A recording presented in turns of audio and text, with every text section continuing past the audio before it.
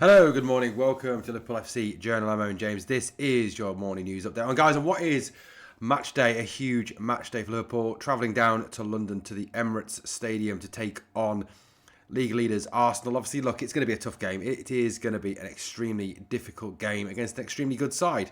I've still got that weird feeling, that it's going to be a dour, boring defensive game, and Liverpool going to nick it with a 1-0 stoppage time set piece. I mean, I'd love for that to be true, but we don't know, do we? Hey, who knows? Look, I want to kind of go over a little bit of what Arne said in his presser yesterday, and I've got to say, the more and more I watch this man, and the more I listen to this man in press conferences, the less hope that I have that he could ever turn this round, that this is a rescuable situation that Liverpool are facing. Again, I think Liverpool benefited last night from the fact that other teams around us are so shit.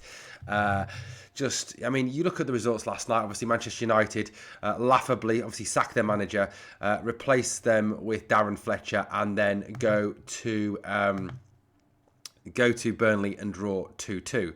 I mean, a little bit laughable there anyway. But, look, you look at the results last night, obviously Manchester United 2, Burnley 2, Newcastle somehow, if you're a Leeds fan, you've got to be absolutely gutted where that 10 minutes of added time came from yesterday. God only knows.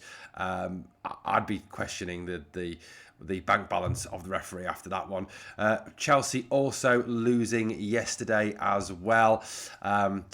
Again, Chelsea slipping up. Brentford are now our closest competitors, a point behind us, having played a game more than us. Newcastle 2 points behind us, Man United 2 points behind us, Chelsea 3 points behind us. So, the situation is very much, I think Liverpool may almost get fourth place this season by default on the grounds that everyone else that's around us is just so shite. But look, let's have a little look at this, what's going on. I mean, Arne Slot said some interesting things yesterday, and this is one of them. He said, "I did not change our style, but teams have changed their style against us. My football is Liverpool v PSG. The obsession with PSG is just frightening. I mean, if I was Luis Enrique, I'd be checking my rearview mirror every morning that I get in the car to check I'm not being stalked by Arne Slot. That is how I would love to have every single game, but you need to have two teams to have an open game of football and not all these things, long balls and low blocks. Shut up, Arne. And that don't make football nice." Right, let's address this, okay? First game against PSG, we were completely outplayed and lucky to get the win, right? I mean, we were lucky. Actually, well, no, we were grateful to Alisson for the fact that he was showing what a world-class keeper he was in that first leg in Paris. It could have easily been 5-6, 7-1, no problems to them. Second game, yes, was a little bit more even, but PSG still pretty much outplayed us for that time. So, look, if his football is getting outplayed by PSG, then fine. He then talks about the fact that he's not changed our style, but teams have changed their style against us. Well, I would disagree with that. If you were to watch games from last season again and then watch games from this season, I think you would see a difference in style. There's less aggression, there's less speed of movement, there's more overplaying. That statistic that I shared with you the other day, 11 passes per defensive action this season as opposed to 8 last season. We are holding on to the ball for a lot longer. And we are just slowing the game down constantly. So to say we haven't changed our style is ridiculous, because we have, Arne. You have changed the style. You kind of played last season with Klopp's team using a type of Klopp tactic and benefited from it. You've now changed that to your football, and it's boring. Now, he talks about the fact that, other teams, it's all other teams' fault. They're playing long balls. They're putting in place low blocks. Well, look, with the greatest of respect, Arne, teams that come to Anfield and teams that we play against are not, if they don't have players as good as us. And look, whenever you think about this squad this year, we have some exceptionally talented players like TK, Szoboszlai, Viet, etc., etc. All those players we have. And they are far more talented than a lot of other Premier League teams. So they're not going to come out and go toe-to-toe with us, because they know that if they do, they're going to get their arses handed to them. So, Arne, that's just it. Now, surely as a head coach, it is your job to then, in-game, adapt the way we play and adapt the side and this formation to suit what we're playing against. That's what the best managers in the world do, Arne. You know, the fact that you stick rigorously to your shape, to your overplaying, to your slow football, which allows teams to drop back into low block, which allows teams to drop into mid block, which allows teams to slow the game down and frustrate Liverpool. Liverpool are one of the easiest teams to play against in the Premier League because their football is boring, it's predictable, it is just dull. And that's down to Arne Slot. So I just find this whole, comment that he makes just ridiculous. Absolutely ridiculous. Pathetic from Arne Slot. Utterly pathetic. Okay, so look, let's move on to the next quote that he came out with yesterday. This was this one. This club is in a very good place if everyone is available. It's in a very good place for the short-term future, but definitely the mid to long-term future. Right, again, I would disagree with this because he is talking utter crap here. Because if you look at the situation as it presents itself today, you've got a situation where in 18 months' time, Virgil van Dijk will be out of contract. In 18 months' time, Mo Salah will be out of contract. Is there anybody currently in the squad who is the long-term replacement for Van Dijk and for Salah? No, there isn't. Andy Robertson, out of contract this summer, still not organised. He, therefore, is likely to walk at the end of this season, leaving us with one left-back again. Where's the second left-back, Arne? The centre-backs. Now, let's talk about the centre-backs.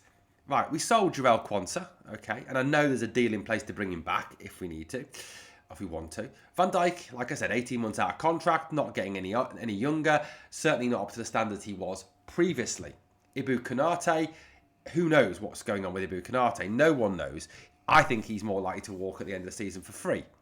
Joe Gomez, a stiff breeze and the guy gets an injury. So that leaves us with one centre-back, Arne, at the moment, for definite, who can definitely do a job, possibly do a job, in the future. Giovanni Leone, who is very talented, very promising, but unproven at Premier League level. So, centre-back-wise, Arne, are we really set for the short term or the long term?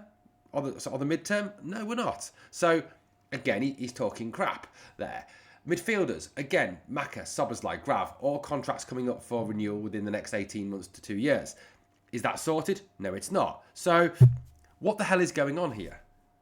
So to talk about this club being in a good place at the moment. Now, the other thing, obviously, there is squad depth.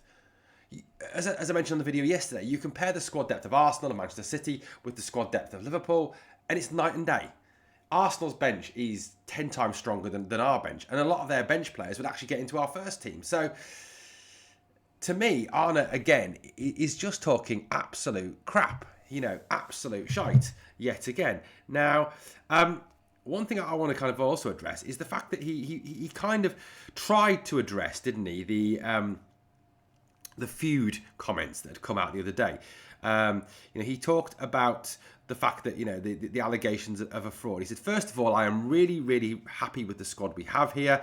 And I am completely aligned with the decisions we made together with Richard. Right, and people have gone, oh, well, look, there you go. He's dealt with it. Whatever. Well, first of all, he was never asked about a feud. Okay, so it was never a direct question. Second of all, what do people expect him to say? Do they expect him to sit there in a press conference and say, I'm not happy with the squad. I'm not happy with the way Richard Hughes is buying players. Because if he does, he's going to end up like Ruben Amorim, out the door. So, for me, again, ridiculous to say that solves that issue, and I think there is still in place a review taking place. I still think there's a high likelihood that Arne Slot will be sacked at the end of the season if we don't win the Champions League. I think that genuinely is a possibility. The last thing that Slot said yesterday that really pissed me off was this, when he was asked about Harvey Elliott. If you want to ask about a Villa player, ask Unai Emery. We do not have a recall option. That was his comment yesterday when he was asked directly about Harvey Elliott. Now, first of all, Arne, he's not a Villa player. He is still owned by Liverpool Football Club. Therefore, he is a Liverpool player and will return to us at the end of the season. So to sit there and say he's a Villa player, yes, okay, he does play for Villa on loan, but he's still our player. To address it in this way, to talk about a lad who, whenever he's... And look, I don't want to get into debate whether Harvey's good enough or not good enough to play for Liverpool, but whenever Harvey has been called on to play for the club, he's given his all, he's tried his best, he's worked hard, he's given everything. And he's kind of just been slapped in the face by Arne Slot here. You know, like, oh, I don't really care about you.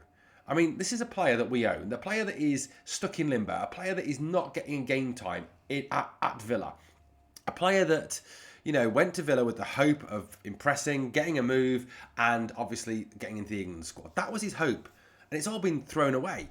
And the way that Arne's dealt with this, to me, just shows him to be arrogant, narcissistic, stubborn, and I think he hates Harvey Elliott. I don't know why he hates Harvey Elliott, but there was better ways he could have dealt with this.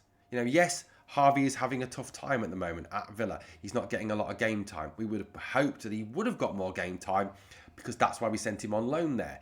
We are keeping in touch with Harvey to check on him, to see how he's going, to see what the situation, and also communicating with Aston Villa on a regular basis. Deal with it better, Arne. Don't just throw your player under the bus, throw him out with the trash like you've just done here with Harvey Elliott. To me, this is disgusting, it is out of order, and it is just plain, I don't know, it's just awful the way he's dealt with this situation. And I think it just smacks of a cold-hearted, horrible man. You know, contrast that with Jurgen. You think if you'd ask Jurgen this question, he would have dealt with it in the same way? No, of course he wouldn't.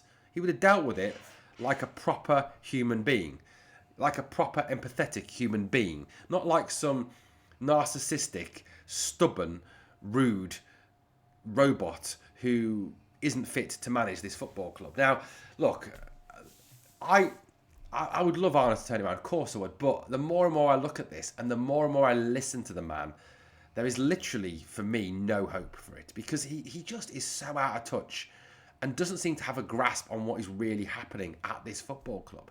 Really doesn't. Really genuinely doesn't. And the happy clapper comments on social media just make me sick. Genuinely do, get behind him. We're 9 unbeaten. Yeah, we're 9 unbeaten, man, playing shite football. You know, look, at the end of the day, let's look at, I mean, look, yes, tonight we look at Arsenal. We could go there and win. It could, obviously, you know, we could have a great performance. Let's hope it all does start to. And look, I'd love to be proved wrong on this. Of course I would. Of course I would. Guys, I'd love to know your thoughts on this situation at the club and with Arne Slot. Let me know your thoughts in the comments. Thanks for watching. Please obviously smash that sub, ring that notification bell, and help us to keep growing. I'll catch you on the next one.